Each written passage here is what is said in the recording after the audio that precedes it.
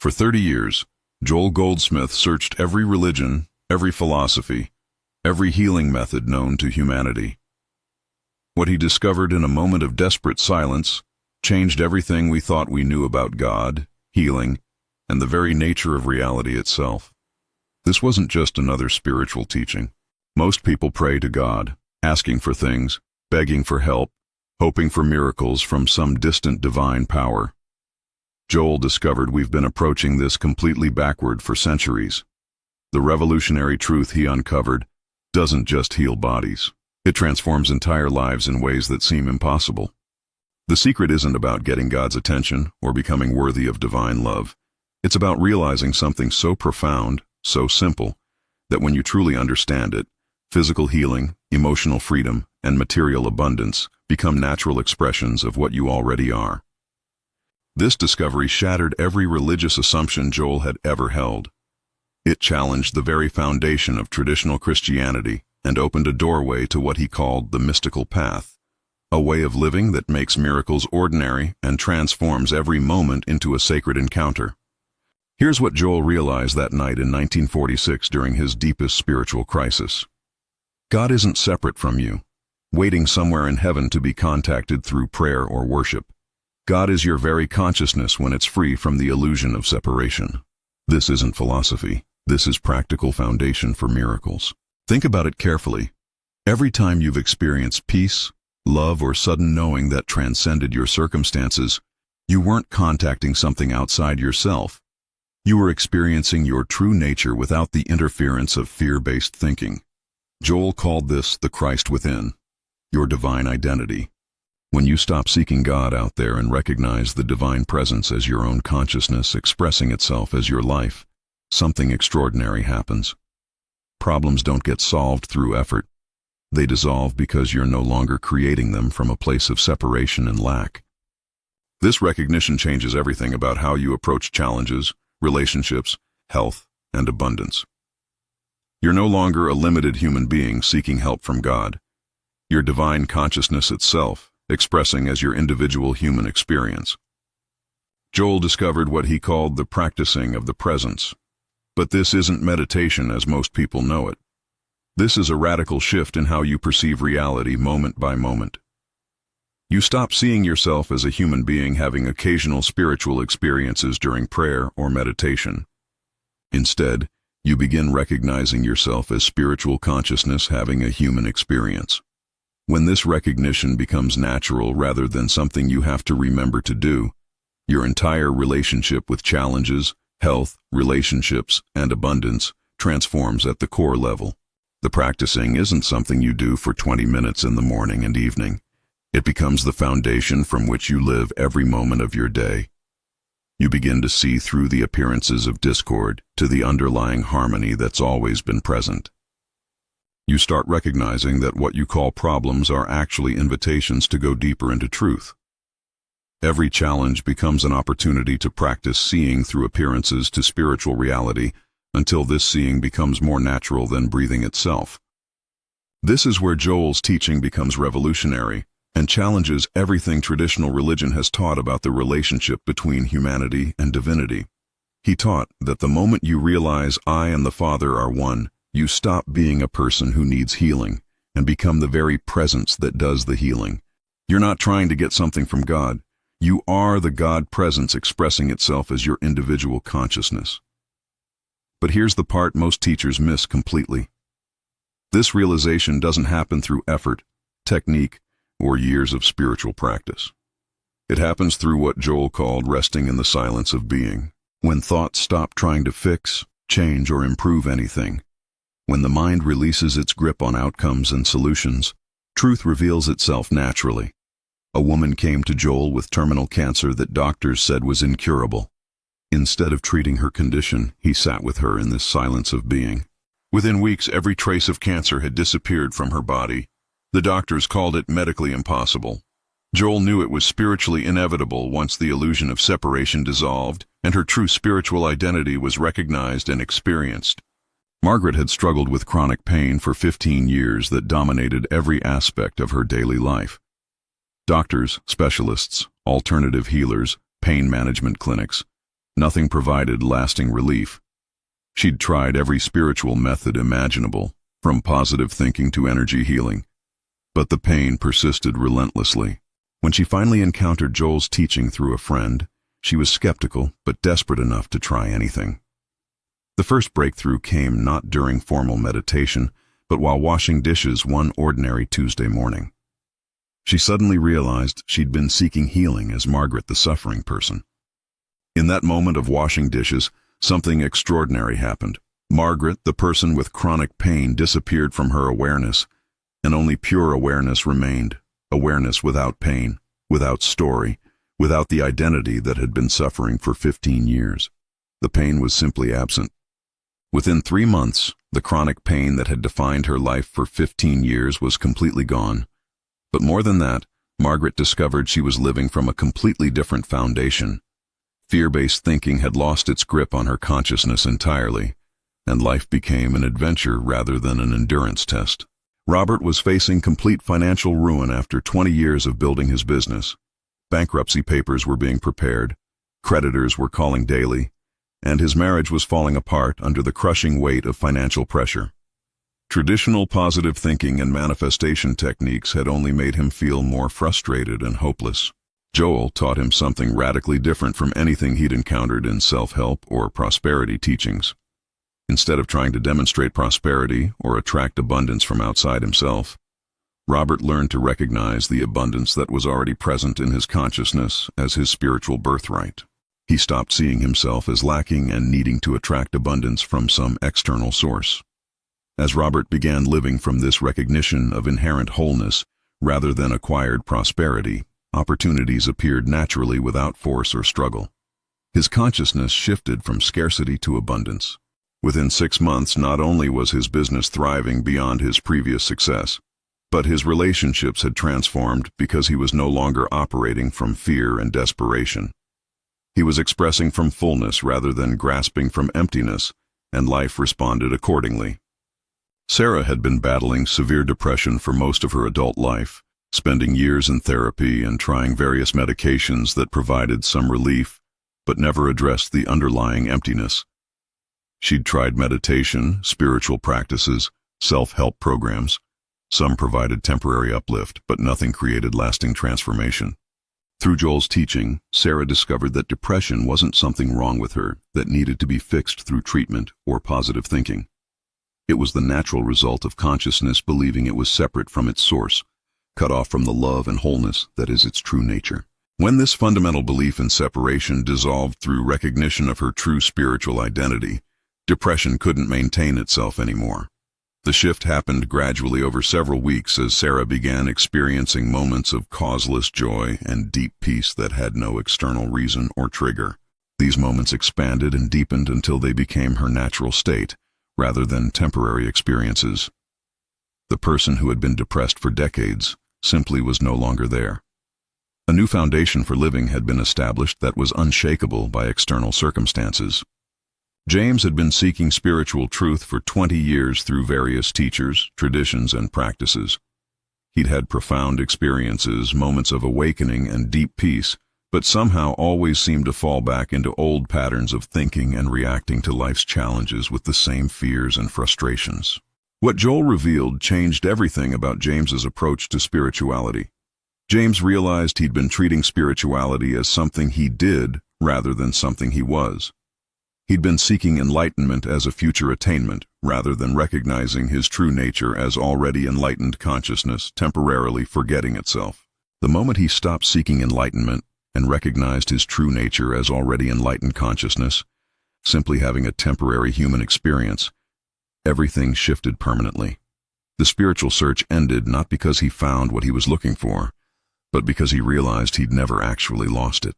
James describes it as coming home to himself after 20 years of looking everywhere else for what had always been present.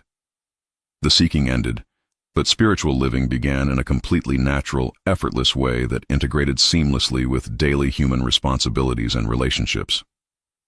If these transformation stories inspire you, like this video to help others find these teachings, subscribe for more Joel Goldsmith wisdom, and comment. What healing journey resonated most with you? Beyond the primary realization of oneness, Joel developed what he called spiritual treatment. But this isn't treatment as most people understand it. This isn't sending thoughts, energy, or prayers to fix problems. It's recognizing the spiritual truth that dissolves the illusion creating the appearance of the problem in the first place. When someone calls asking for help with a health challenge, financial crisis, or relationship conflict, a Joel Goldsmith practitioner doesn't try to heal the condition or solve the problem. Instead, they rest in the recognition that in spiritual truth, there is no person with a condition. There is only perfect spiritual being expressing. This recognition and consciousness has immediate and tangible effects in what we call the physical world. Symptoms disappear, relationships heal, financial situations resolve, not because something was sent to fix them, but because the truth of being dissolved the illusion that created the appearance of discord. The practitioner becomes a transparency for truth rather than a person trying to help another person. This complete shift in identity from helper to transparency for divine consciousness is what makes Joel's approach to healing so remarkably effective and permanent.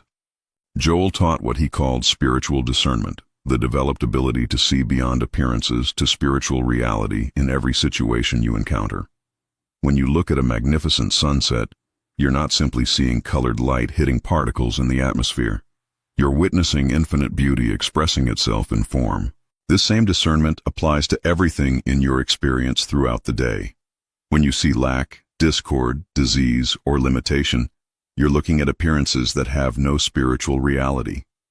Spiritual discernment reveals the underlying perfection that's always present, always available to be experienced by consciousness. The practice isn't about denying what appears to be happening or pretending problems don't exist. It's about recognizing what's really happening behind the appearances. Divine consciousness expressing itself perfectly, even when that perfection is temporarily obscured by limited perception. This recognition naturally transforms your experience without effort or struggle. You don't change the appearances, you see through them to reality, and the appearances naturally align with the truth you're recognizing rather than the illusion you were believing.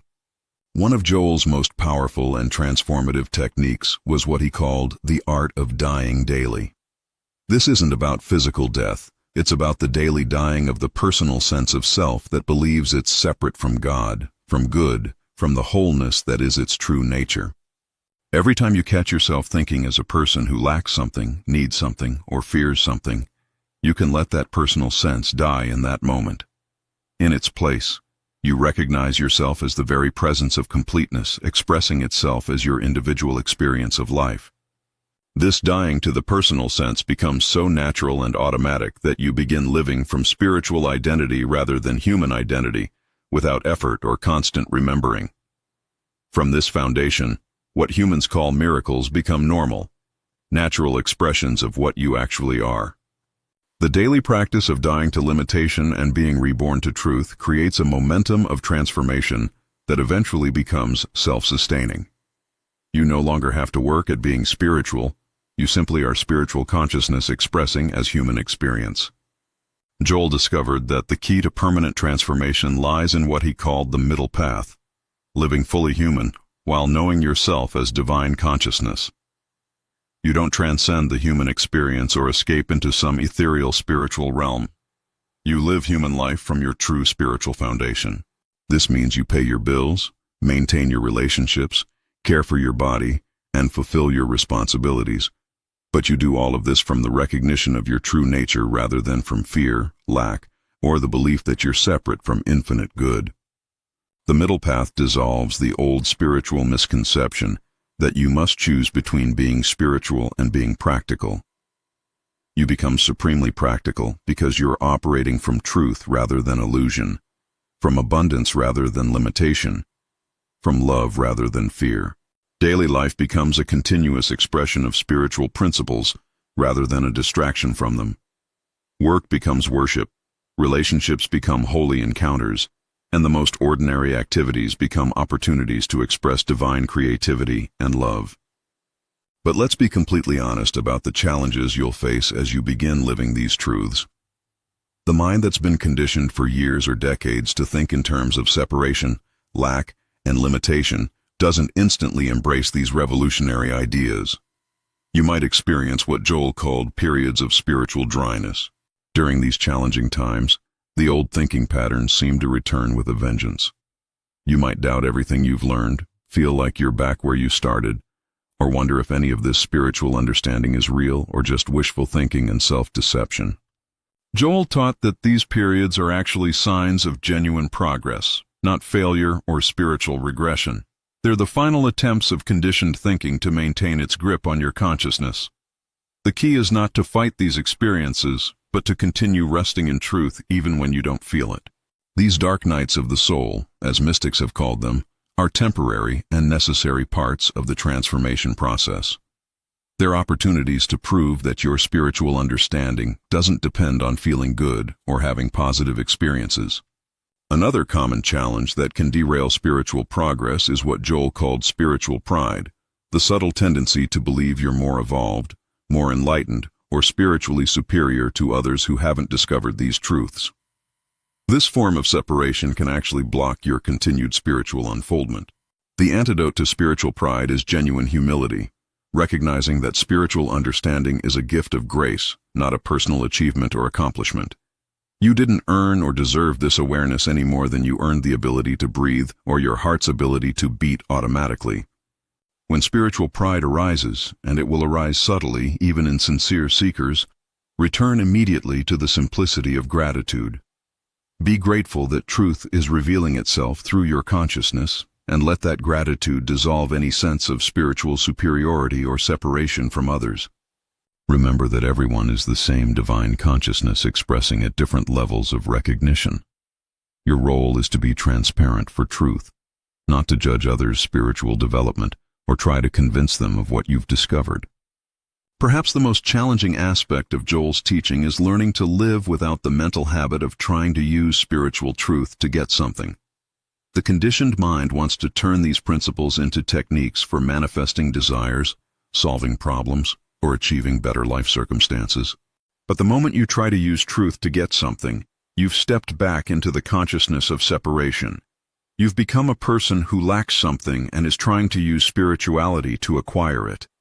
True spiritual living means recognizing that you already are everything you could ever need or want. This doesn't mean desires disappear or that you become passive about improving your life circumstances. It means your desires arise from fullness rather than emptiness, and their fulfillment happens naturally as expressions of what you are, rather than acquisitions by who you think you are. The shift from using truth to being truth is subtle but crucial. When you are truth expressing, your life naturally reflects that truth without effort, manipulation, or trying to make things happen through spiritual techniques. The ultimate challenge in Joel's path is what he called the final sacrifice, giving up even the desire for spiritual experiences, spiritual progress, or advanced spiritual understanding. As long as you're seeking something spiritual, you're maintaining the illusion of separation from what you seek. The resolution comes through grace, spontaneous moments when seeking stops not because you found what you were looking for, but because you suddenly realize the seeker and the sought are one and have always been one. These moments of grace can't be produced through effort, but they can be welcomed. When you stop trying to become spiritual and simply rest in what you are right now, the spiritual nature of your being reveals itself naturally. This is the end of the spiritual path because you realize there was never anywhere to go or anything to attain. The final sacrifice leads to the ultimate freedom, living without spiritual seeking while being constantly aware of your spiritual nature. You become ordinary in the most extraordinary way, completely human while completely divine. If these challenge-breaking techniques speak to your heart, like to support this content, subscribe for advanced spiritual practices, and comment. Which obstacle are you ready to transform now? Living Joel's teaching in daily life means bringing this consciousness of oneness into every situation, relationship, and challenge you encounter. When your coworker irritates you with their behavior, instead of reacting from personality and old conditioning, you recognize the Christ in them, and the Christ as your own true identity. This isn't about being nice, tolerant, or spiritually correct. It's about seeing through the personal appearances to spiritual reality. When you consistently see from this perspective, relationships become harmonious not because people change their behavior to please you, but because you're seeing their true nature. At work, Instead of competing, manipulating, or struggling for advancement, you express your spiritual qualities, creativity, wisdom, love, intelligence, naturally and authentically. Opportunities arise because you're being authentic spiritual expression rather than a personality trying to get something. Your presence at work becomes uplifting to others, not because you're preaching or teaching spirituality, but because you're living from a foundation of peace and wholeness that others unconsciously recognize and are drawn to. In parenting, Joel's principles create profound harmony and understanding between parents and children. Instead of seeing your children as people you need to control, guide, or fix, you recognize them as spiritual beings expressing their divine nature through the temporary experience of childhood. This recognition allows you to guide and discipline from love rather than fear, from wisdom rather than control. Children respond to this spiritual recognition with natural cooperation because they're being seen and treated as the divine beings they actually are, not just as small humans with problems. Family conflicts resolve more easily because you're not taking personal behavior personally. You see through temporary emotional expressions to the permanent spiritual identity of each family member. This doesn't mean you become permissive. It means you respond from wisdom rather than reaction. The home becomes a sanctuary where everyone feels safe to express their authentic nature because they're being seen and loved for what they are, rather than judged for what they do or don't do. Financial challenges become opportunities to prove spiritual principles in practical, tangible ways. Instead of seeing money as something external you need to attract, earn, or struggle for, you recognize abundance as the very nature of infinite consciousness, expressing itself as your experience. This doesn't mean becoming passive about money or ignoring practical responsibilities. It means approaching financial obligations and opportunities from spiritual abundance rather than material lack. You make wise decisions, work diligently, and manage resources responsibly from fullness rather than fear. Many practitioners find that as they live from this recognition of inherent abundance, their financial situations naturally improve not through struggle, manifestation techniques, or trying to attract money, but as natural expressions of the abundance they recognize themselves to be. Money becomes a tool for expressing love, rather than a source of security or identity. This shift in relationship to money often results in greater financial freedom, because decisions are made from wisdom rather than fear or greed. Physical health becomes a natural expression of spiritual wholeness when you begin recognizing your body as the visible expression of perfect spiritual being, rather than a material thing that can get sick or break down. This recognition transforms your entire approach to health and healing. This understanding doesn't replace medical care when needed, but it provides the spiritual foundation that supports all healing, whether through medicine, natural methods, or spontaneous resolution. You work with healthcare providers from wisdom rather than fear, making decisions from wholeness rather than desperation. The body responds to being seen and treated as spiritual rather than merely material. Many practitioners report improved health, increased vitality, and faster healing as natural results of living from spiritual identity rather than material identification. You begin to understand that symptoms are often consciousness expressing imbalance, and as consciousness returns to its natural state of wholeness, the body naturally reflects that harmony. Health becomes normal rather than something you have to work to maintain. As Joel's teaching becomes your natural way of being rather than something you practice, you discover what he called the healing consciousness. You begin to have a positive, uplifting effect on everyone you encounter, often without saying anything specifically spiritual or trying to help anyone. People are naturally drawn to the peace they feel in your presence. They open up, share their challenges, and often find their own solutions simply through being around someone who is resting in spiritual truth, rather than reacting from personal conditioning and fear. This healing presence becomes so natural that you often don't realize you're having this effect on others. You're simply being yourself, your true spiritual self, and that authenticity creates space for others to connect with their own truth and find their own answers. You become a living demonstration of spiritual principles rather than someone who talks about them. This demonstration is far more powerful than any words because people can feel the reality of what you've discovered through your presence. Years of living these principles consistently create what Joel called spiritual stability, the developed ability to remain centered in truth regardless of external circumstances. Economic upheavals, health challenges, relationship conflicts no longer throw you into emotional chaos or mental confusion. You respond to life's inevitable challenges with wisdom and love because you're responding from spiritual identity rather than personal reaction. This doesn't mean you become emotionless or detached. It means your emotions arise from truth rather than illusion. This stability becomes a precious gift to everyone in your life. In times of crisis, you naturally become a source of calm, wisdom, and practical guidance because you're seeing clearly rather than reacting from fear or personal attachment to specific outcomes. People learn to trust your perspective because it comes from a place of spiritual discernment rather than personal opinion or emotional reaction. You become someone others can depend on for balanced, loving guidance. The ultimate fruit of Joel's teaching is what he called the mystical life, living in constant conscious communion with the divine presence that you are. Prayer becomes an ongoing recognition of truth rather than periodic asking for help, guidance, or intervention from an external God. Every moment becomes an opportunity to witness infinite love expressing itself as your experience and the experience of everyone around you.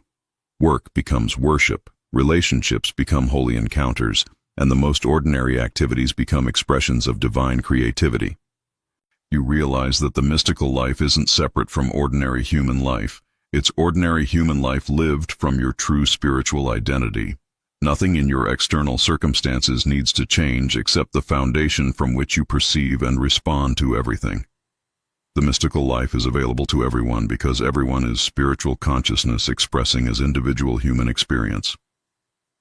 Joel's teaching shows you how to recognize and live from this truth consistently. This is what Joel Goldsmith uncovered in that moment of desperate silence. Not a new religion, spiritual practice, or self-improvement technique, but the eternal truth of what you've always been beneath the layers of conditioning, seeking, and spiritual effort. You are divine consciousness individualized, expressing as your unique human experience. The journey doesn't end with understanding these principles intellectually or having occasional spiritual experiences. It begins with living them moment by moment until they become more natural than breathing, more automatic than your heartbeat. This is your birthright, your true identity, your permanent spiritual foundation. You don't need to become spiritual, achieve enlightenment, or earn God's love.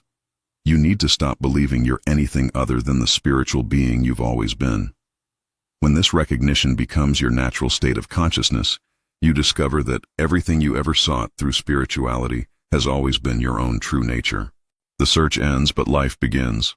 Life lived from the foundation of truth, rather than the quicksand of illusion. This is Joel Goldsmith's gift to humanity, the recognition that what we seek, we are. What we hope to become, we already are. What we long for, we have never been without.